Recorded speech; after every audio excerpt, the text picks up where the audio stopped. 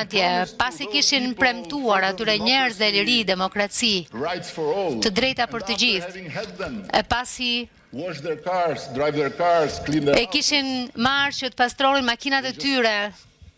shtëpitë e tyre, u zhdukën. Ndoshta sepse më të mirët e më të shndriturit e shoqërisë Kabulit nuk ishin mjaftueshëm të bardhë, apo ishin tepër musliman për ta, por ne patëm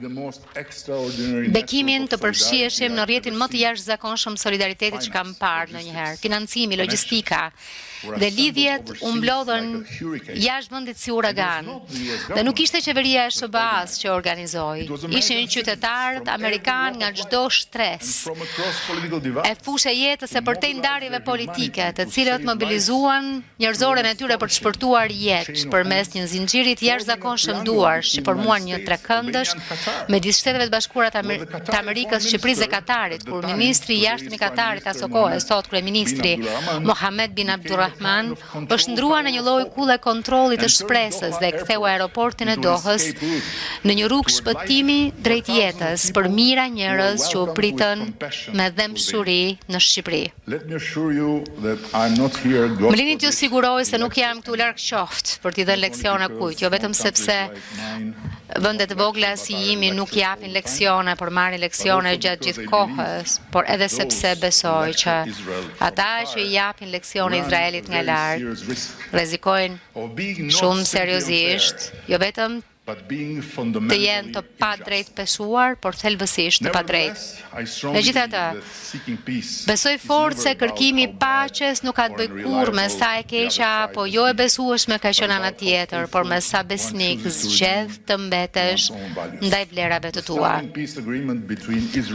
Marrëveshja mahnitëse paqes mes Izraelit dhe Emirateve të Bashkuara Arabe, në të cilën një udhëheqës botror i rrallë si Sheikh Mohammed bin Zayed theu epoka gjata konfliktit dhe i mësoi botës me shembull se nëse kujtojmë se Zoti është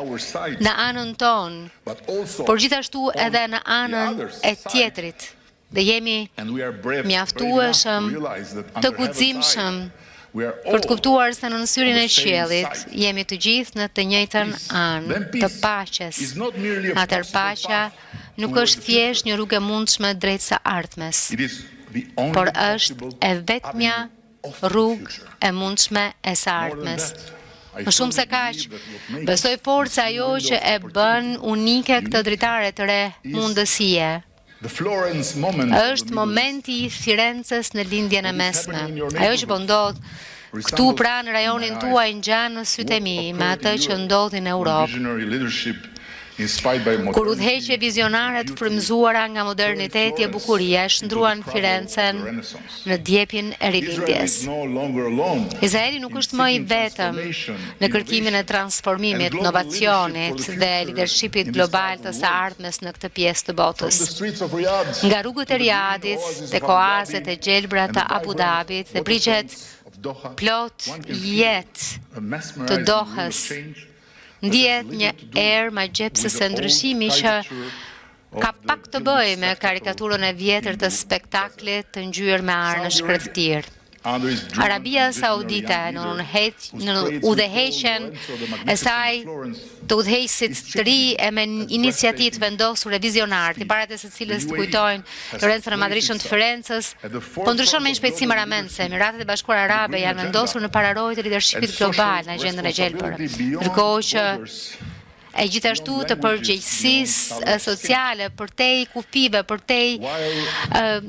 ngjyrës lëkurës, përtej dallimeve, ndërkohë që Katari udhëhequr për më shumë se një dekan nga emiri i tij i ri e largpamës, Sheikh Tamim bin Ahmad Al Thani, ka bërë një kapërcim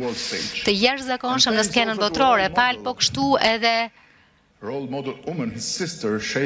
modelit të motrës së tij, Sheikha El Mayasa, po shndrohet në një laborator të madh të transformimit urban e të stilit jetesës, një rrugë e re. Emëruesi i përbashkët sot mes qinjve tuaj arab është shtysa për të modernizuar në çdo drejtim, për të zbukuruar në çdo hap, dhe së bashku, sinqerisht ata po e bëjnë këndin e vjetër e të mrekullueshëm të Europës së duket papritur i zymt dhe i zbet. Po ka një pikpyetje që kokfort ngrihet mbi gjithë këtë. Si mund të bashkëjetoj kjo histori e jashtëzakonshme, një të ardhmeje të ndritur që po e shkruar me fuqinë të çliruar të shpresave të ëndrave në shkretëtir, me plagën e madhe. Pra si mund të bashkëjetoj ajo me plagën e madhe të hapur të një konflikti që ka sjell vuajtje e shkatërim kaq të gjatë, një plagë që ende qëndron e hapur në zemër të lindjes mesme si një kurs. Një kurs i aftë të përpijë në errësirën e vet çdo ëndër madhështie që po ndërtohet përreth këtij rajoni. Është e pamundur. Nuk ka asnjë shans që të dyja të rinë së bashku për gjatë. Ndaj, uroj fort që marrëveshjet abrahamike do të vazhdojnë dhe uroj që ndoshta duke hedhur syt nga e shkuara e përgjakshme me sytë e një të ardhme të shëndritshme dhe jo anasjelltas, ky rajon në tërësi mundet ashtu siç Emiratet e Bashkuara Arabe ndonjë tjetër ka bërë tashmë. Do të zbulojë jo vetëm se paqja është e mundur, por se paqja mund të ngrejë të gjitha vendet, paqe bërë se pothuajse si një mrekulli lart në hapësirën e besimeve abrahamike. Shqipëria nuk mund të ndihet më e bekuar se sa kaq kur numëron si Izraelin ashtu dhe vendet arabe ndër miqtë e saj të ngushtë. Edhe Turqinë me qira fjalë. Ne synojmë të thellojmë këto marrëdhënie dhe qëndrojmë të vendosur nga dëshmërinë tonë për të marrë pjesë së bashku me vëllezërit tanë arabe, turqe të tjerë në forcën e ardhshme ndërkombëtare të stabilizimit në Gaza. Zoti kryetari i parlamentit, ju e dini sepse ju thatu që hebrejt flasin gjatë, por nuk e dini që ne ballkanasit flasim edhe më gjatë. Premtoj që kohës bujare që më keni lejuar për të zënë këtë vend kaq të veçantë, po i vjen tashmë fundi. Dhe ashtu siç e hapa fjalimin me fjalët e një martiri arab të paqes, fjalët me të cilët dua ta mbyll vijnë nga një martir hebrej paqes, kryeministri Yitzhak Rabin i Izraelit, bekuar qoftë kujtimi i tij. Të thëna për izraelitët e palestinezët pikërisht 30 vjet më parë nga ky vend ku qëndroj sot. Nga thellësia e zemrave tona ju bëjmë thirrje të gjithë qytetarëve të shtetit të Izraelit, sigurisht atyre që jetojnë në Jude, Samari dhe rripin e Gazës, si edhe